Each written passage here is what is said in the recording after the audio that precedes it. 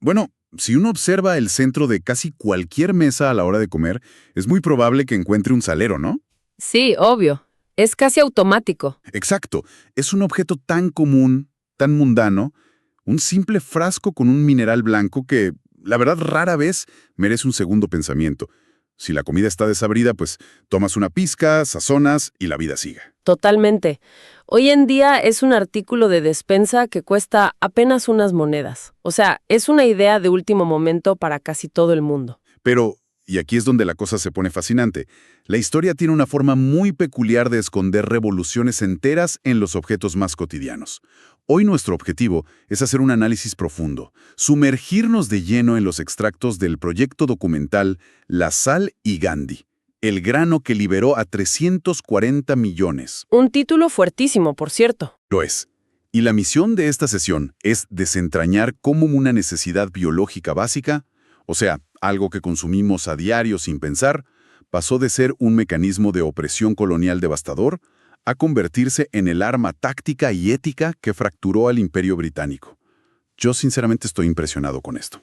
Y es un viaje absolutamente asombroso, fíjate, porque al revisar estos documentos queda clarísimo que la historia de la sal en la India colonial no es, digamos, solo la crónica de una protesta histórica. Claro, no es solo un evento aislado en un libro de texto. Exacto.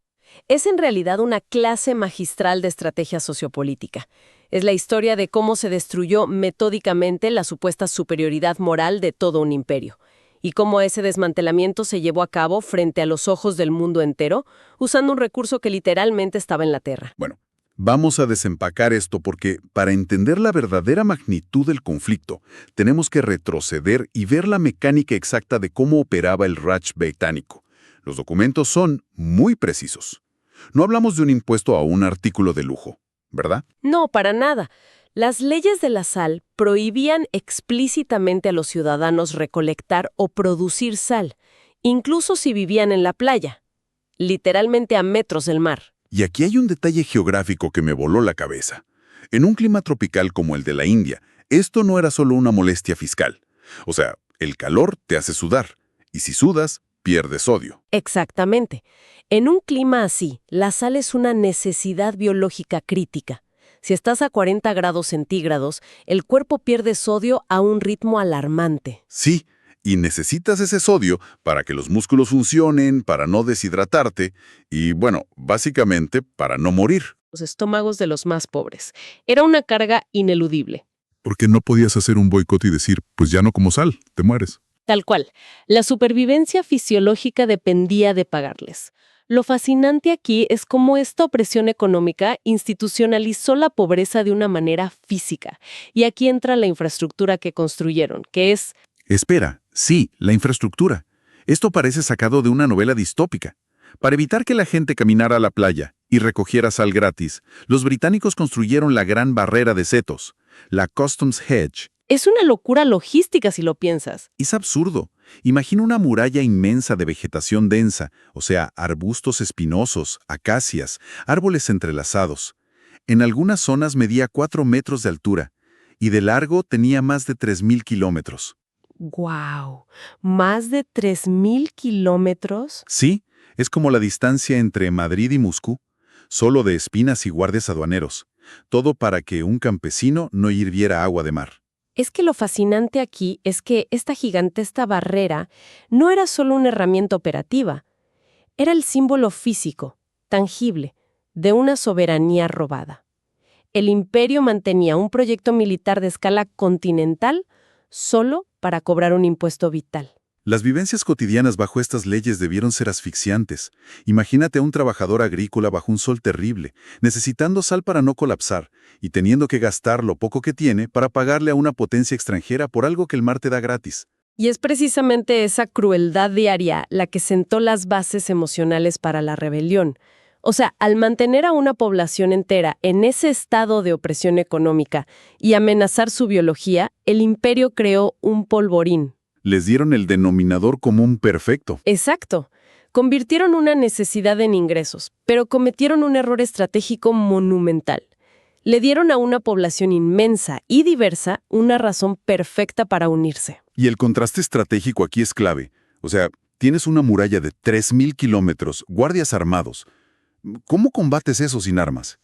Aquí entra Gandhi y la famosa Marcha de la Sal. La Dandi March, sí. Pero a ver, quiero hacer de abogado del diablo por un momento. Al revisar el contexto, vemos que también había impuestos altísimos a la tierra y a los textiles, al algodón. Ujú. Sectores económicamente enormes. Exacto. Entonces, desde una perspectiva puramente política, ¿por qué no protestar contra el algodón, que valía mucho más dinero? ¿Por qué enfocar toda la energía en la sal? Esa es una excelente observación.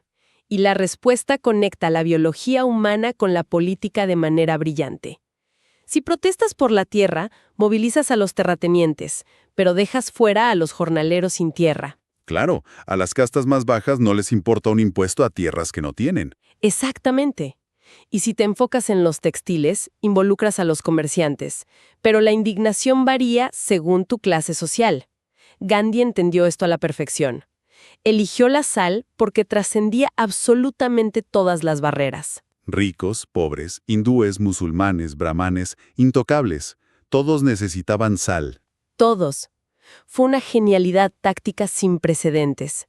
Tomar una vivencia íntima y dolorosa de cada familia y convertirla en un punto de unificación nacional irrevocable. Y, o sea, viéndolo desde una perspectiva de, digamos, gestión organizacional, pues esto es increíble. Convirtió el símbolo de opresión en un arma política. Y la logística es fascinante. Completamente. No fue solo dar un discurso. No. Los registros muestran a un hombre de 61 años liderando una marcha desde su ashram hasta Dandi. 385 kilómetros a pie bajo el sol. Y fíjate en el ritmo.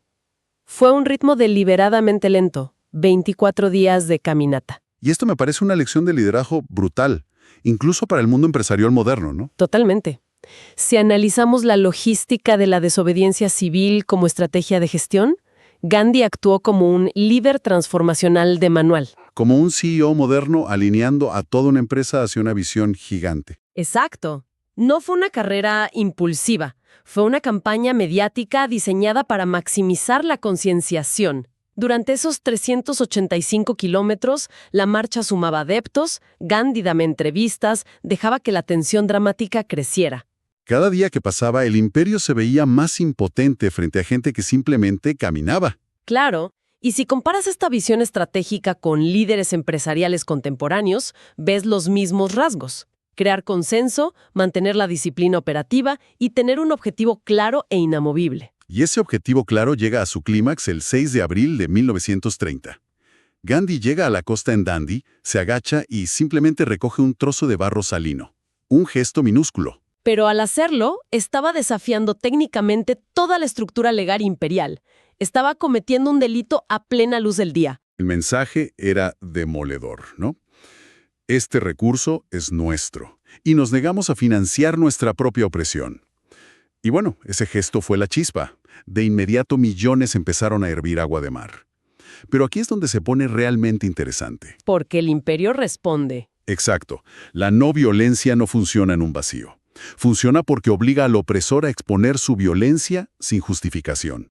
Y esto nos lleva a la fábrica de sal de Dharasana. Ay, ese evento es escalofriante de leer en los documentos. Lo es. Los manifestantes marcharon pacíficamente hacia la fábrica.